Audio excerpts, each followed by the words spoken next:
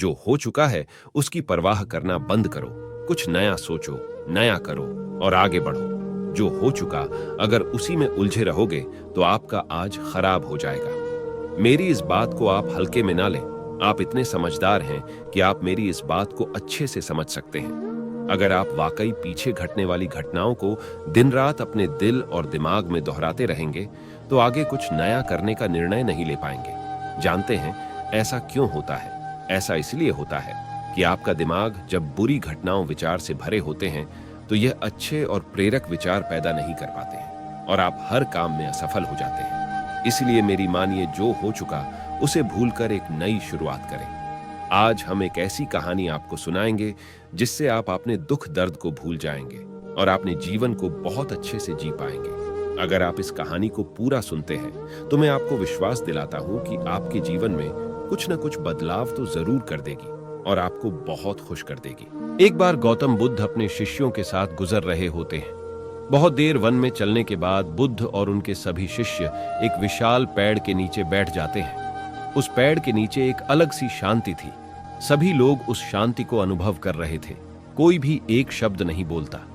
कुछ देर के बाद गौतम बुद्ध का एक शिष्य उठता है और बुद्ध से पूछता है, बुद्ध, मैं आपसे एक प्रश्न पूछना चाहता हूं। बुद्ध कहते हैं, पूछो, क्या प्रश्न है तुम्हारा? शिष्य बुद्ध से पूछता है, मैंने कभी भी आपको दुखी नहीं देखा। आपके चेहरे पर हर समय एक अलग ही मुस्कुराहट रहती है जो हमें भीतर तक आनंद से भर देती है। आपके चेहरे पर अलग सी चमक है जो हमें दुख से दूर कर देती है। पर मैं यह जानना चाहता हूं कि मेरे भिक्षु बनने से पहले मेरे जीवन में बहुत सारा दुख था जिसके कारण मैं भिक्षु बन गया, पर मैं अभी तक नहीं जान पाया हूं कि दुख है क्या। क्या आप मुझे बता सकते हैं कि वास्तव में दुख क्या है? बुद्ध मुस्कुराते हैं और अपने भिक्षु से कहते हैं, दुख एक विचार से ज्यादा कुछ नहीं है। सभी लोग सुनकर चौंकते हैं और बुद्ध से पूछते हैं, परंतु बुद्ध, विचार तो आते हैं और चले जाते हैं, पर दुख एक बार आ जाता है तो जाने का नाम ही नहीं लेता। बुद्ध कहते हैं, मैं तुम्हें एक छोटी सी घटना बताता हूं। एक नगर में एक अमीर सेठ रहता है। उसके पास एक वफादार नौकर होता है। वह सेठ अपने नौकर पर बहुत विश्वास करता था। वह सेठ अपने नौकर कभी भी किसी बात के लिए भी शक नहीं करता, क्योंकि उसका नौकर वास्तव में ही बहुत ईमानदार होता है। एक बार उस सेठ को किसी काम से बाहर जाना पड़ा। 2-3 दिनों के बाद जब वह सेठ वापस लौटा तो वह एक कीमती सामान लेकर आता है। वह उस कीमती सामान को अपने कमरे में बड़ा सजा कर रख देता है और अपने नौकर से कहता है, तुम्हें खास तौर पर इस चीज का ध्यान रखना। ध्यान रहे ये टूटे नहीं, ये मेरा बहुत प्रिय है। अगर आपको कहानी अच्छी लग रही है तो इस कहानी को हेडफोन लगाकर सुनिए। आपको बहुत प्रेरणा और सिख मिलेगी जिससे आपकी पूरी जिंदगी बदल जाएगी। आइए आगे की कहानी सुनते हैं। नौकर कहता है, मालिक, मैं पूरा ध्यान रखूंगा, आप चिंता न करें। अगले ही दिन वह नौकर पूरे घर की सफाई कर रहा होता है। सफाई करते करते वह सेठ की उस कीमती चीज के पास आता है और उसकी भी सफाई करने लगता है। सफाई करते समय वह कीमती चीज उस नौकर के हाथ से फिसल जाती है और नीचे गिर जाती है। सेठ को यह बात पता चलती है और वह नौकर के पास आता है और नौकर को खूब डांटता धमकाता है, पर न तो वह उस नौकर को नौकरी से निकाल सकता है और न ही उसे पीट सकता है, क्योंकि वह उसका बहुत वफादार और पुराना नौकर था। इसलिए वह डांट धमकाकर ही उसे जाने देता है। सेठ अपने उस कीमती चीज के बारे में सोच सोचकर बहुत दुखी हो जाता है। रात होती है और सेठ अपने कमरे में लेट जाता है। सेठ को नींद नहीं आ रही होती है।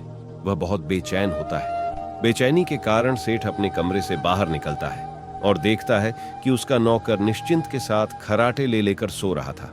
वह यह देखकर और क्रोधित हो जाता है। सेठ सोचता है, इसने मेरी इतनी कीमती चीज तोड़ दी और इसे बिल्कुल भी चिंता नहीं है। मुझे नींद भी नहीं आ रही है और यह आराम से सो रहा है। सेठ अपने कमरे में वापस चला जाता है। अगले दिन सुबह सेठ सोचता है, मैं इस समस्या से कैसे निकलूं? फिर सेठ को एक तरकीब समझ आती है।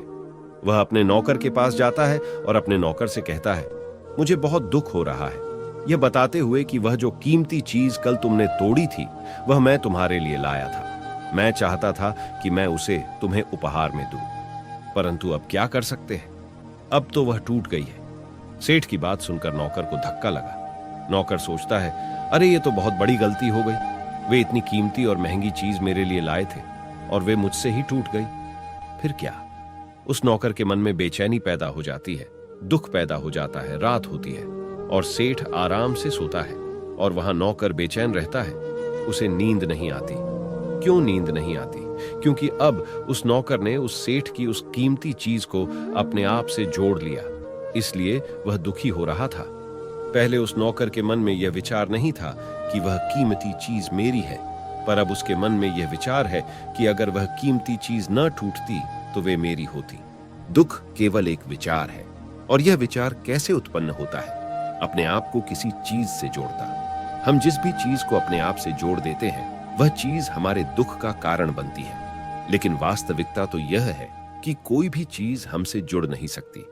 हर चीज आपके पास है, आपकी है, पर कुछ समय के लिए। कुछ समय के बाद वह आपसे दूर हो जाएगी। उस दूर होने की घटना को स्वीकार करें और आगे बढ़ें।